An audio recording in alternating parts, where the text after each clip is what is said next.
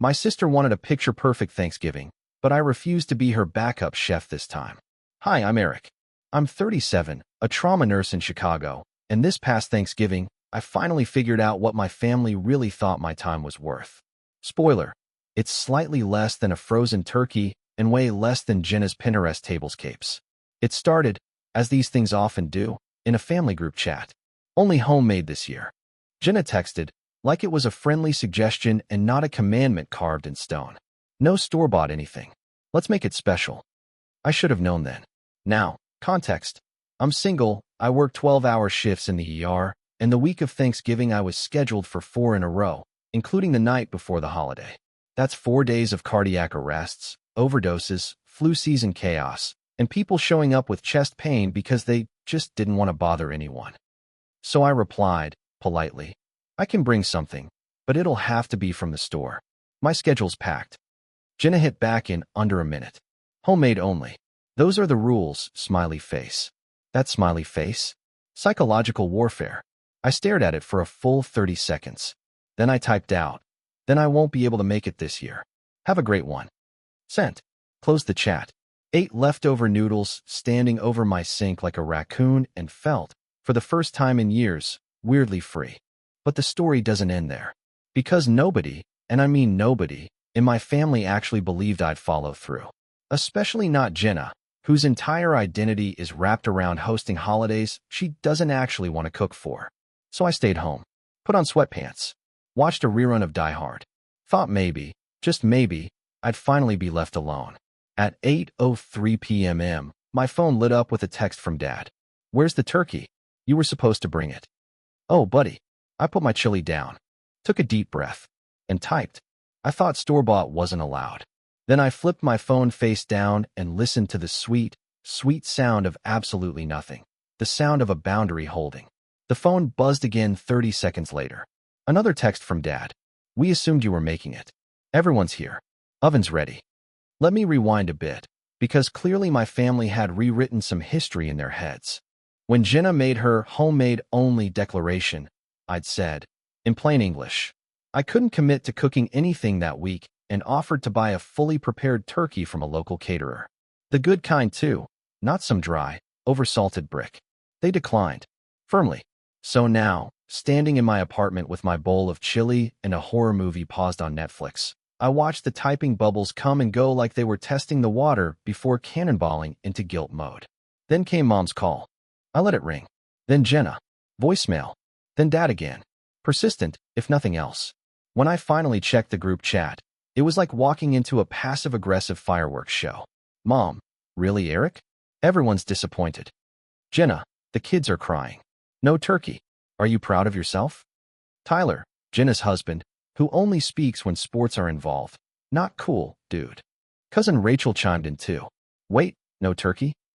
I scrolled back up the chat, just to make sure I wasn't hallucinating. Nope. Still there. My original message, timestamped, clear as day. I won't be able to cook anything this year. I can buy something if that works. If not, I'll have to skip. I'd given them a clear boundary. They just deleted it from their collective memory and acted like I ghosted the meal out of spite. That's the thing about being the dependable one. The minute you stop bending, everyone thinks you broke. I tossed on my coat, grabbed the pumpkin pie I'd picked up for my friend Sam's orphan Thanksgiving, and left my phone on the counter. My shift had ended 6 hours ago. I was off the clock, from the ER, and from my family's delusions. Sam opened the door with a beer in one hand and a flour-dusted apron tied over a Wu-Tang hoodie. You bring that store-bought abomination? Right here, I said, holding up the pie. Perfect, he grinned. Everyone hates the homemade kind. Inside were 10 people just like me, tired, slightly salty, and grateful to not be in charge of anything. There was turkey, stuffing, wine, and exactly 0 demands to be anyone's savior. Just warmth, and laughter, and space to exist without being responsible for everyone else's feelings. Around dessert, I finally checked my phone. There were 12 more messages. The best one? Mom, we're not mad, just disappointed. You really let us down. I almost responded. Instead, I took another bite of pie and asked Sam's cousin how she'd broken her arm trying to fix a garbage disposal with a broom handle. Spoiler, tequila was involved. By the time I got home that night, My phone looked like it had survived a digital hurricane.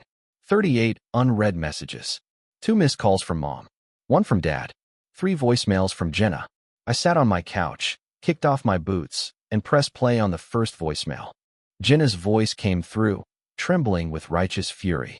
I don't understand how you could do this. The kids don't get why Uncle Eric wasn't there. They were asking where you were all day. I had to explain that sometimes grown-ups make selfish choices. I hope it was worth it. Click. I didn't even bother with the rest. I knew the script. I'd heard it before. The lines never change, just the holiday and the dish. Thanksgiving, Christmas, Easter, Arbor Day, if she thought she could slap a centerpiece on it. The next morning, I got a call from my mom. I answered this time. She opened with, "Eric, honey, what happened?" I wanted to laugh. Not out of humor, more out of sheer disbelief. Like someone asking what happened after throwing a lit match into a pile of dry leaves. "I told you what I could do," I said. "Multiple times." "Well, we thought you were just overwhelmed," she said gently, the tone she uses when trying to convince a toddler that naps are fun. "We assumed you'd come through like you always do." "Yeah," I said, "that's the problem. You all depend on me coming through, even when I say I can't." There was a long pause on the other end. "You know how important Thanksgiving is to me," she finally said. "It's about family." "No," I said, calm but firm. "It's about control. About everyone doing things Jenna's way, because that's what makes her feel like the perfect hostess. And you let it happen because it's easier than saying no to her." She sighed. "She worked so hard, Eric. She made everything from scratch, even the place cards." "She made the place cards," I repeated flatly. "But couldn't make the turkey?" "She was coordinating everything," Mom said, like that was an Olympic sport. "She's got the kids. I've got patients who literally die if I mess up," I snapped. "Do we want to play the whose life is harder game?" Mom went quiet again.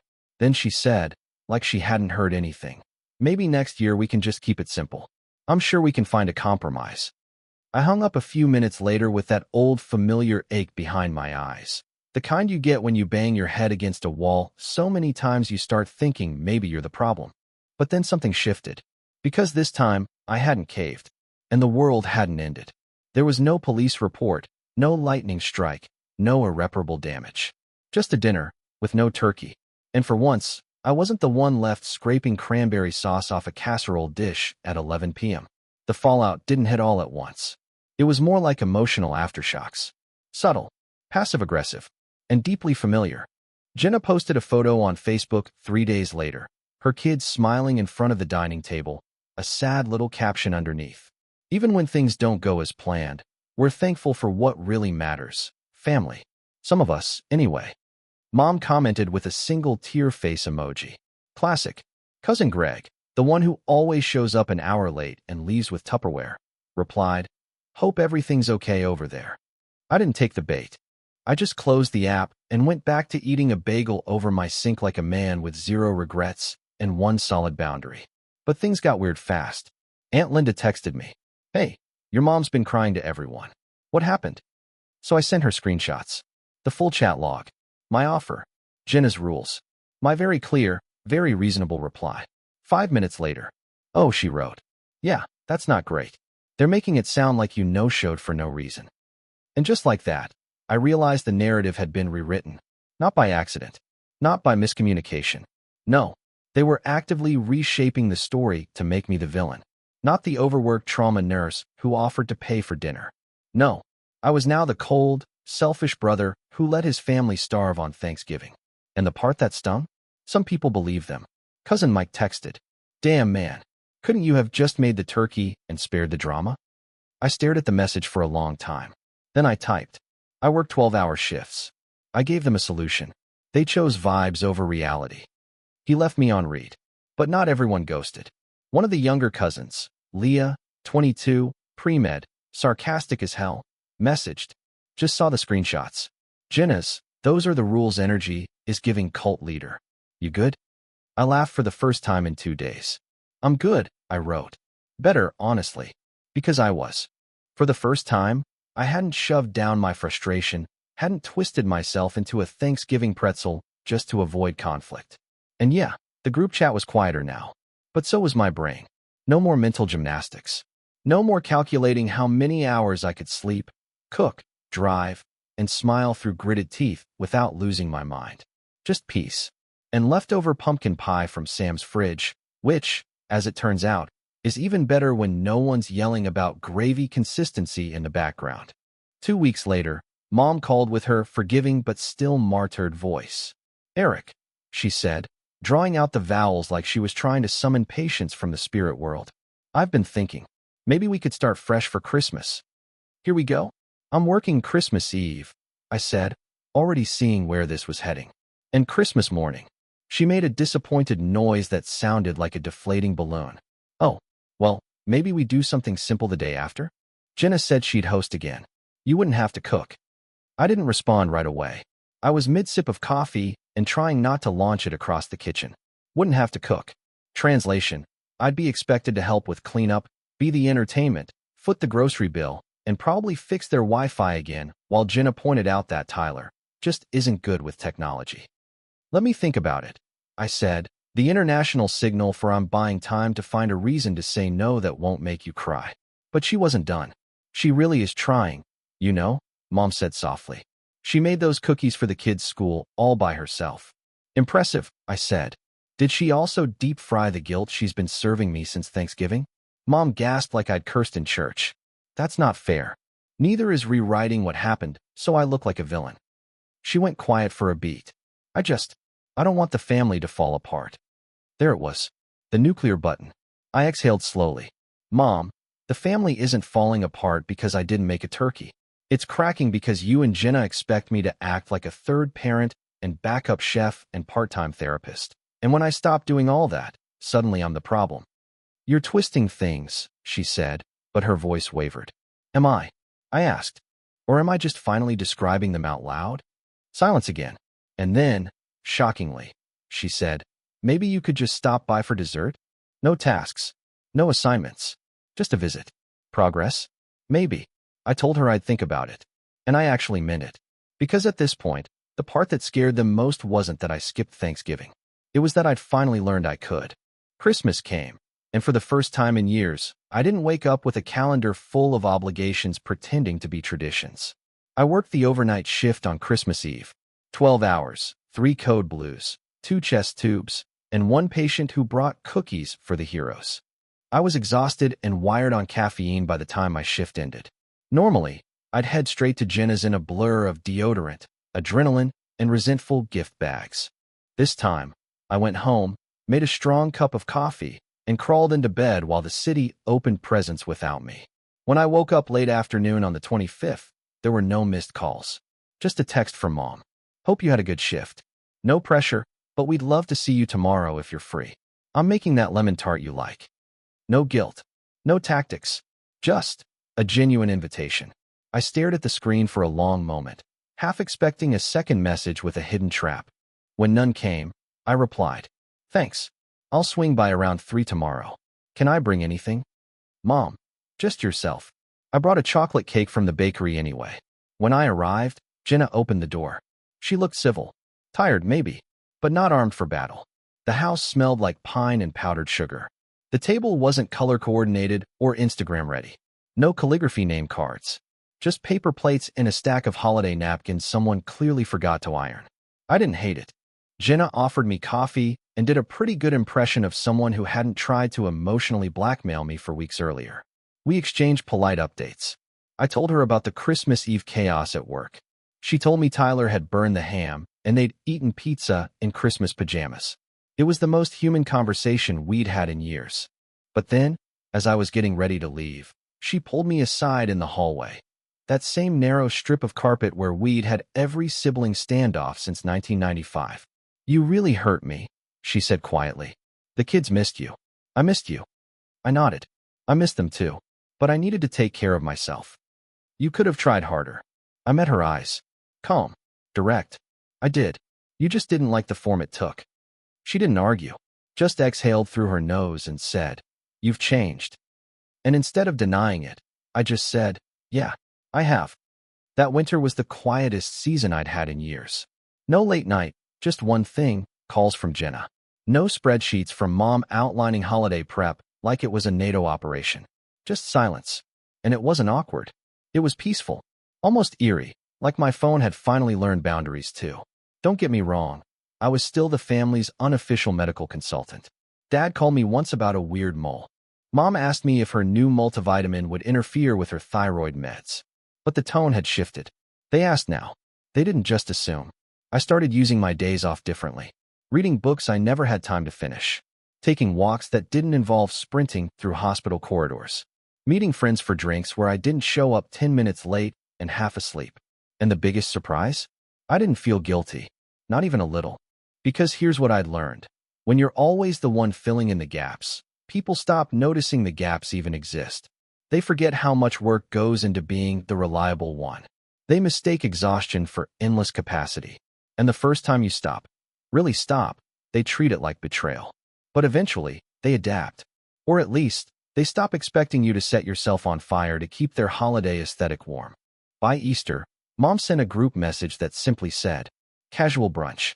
Come if you can. Bring what you want. No pressure. No spreadsheets. No assignments. No rules." I replied, "I'll bring croissants and orange juice." Nobody blinked. At brunch, Jenna thanked me. Actually thanked me for helping her set up the folding chairs. She didn't ask for more. Didn't make a dig about last Thanksgiving.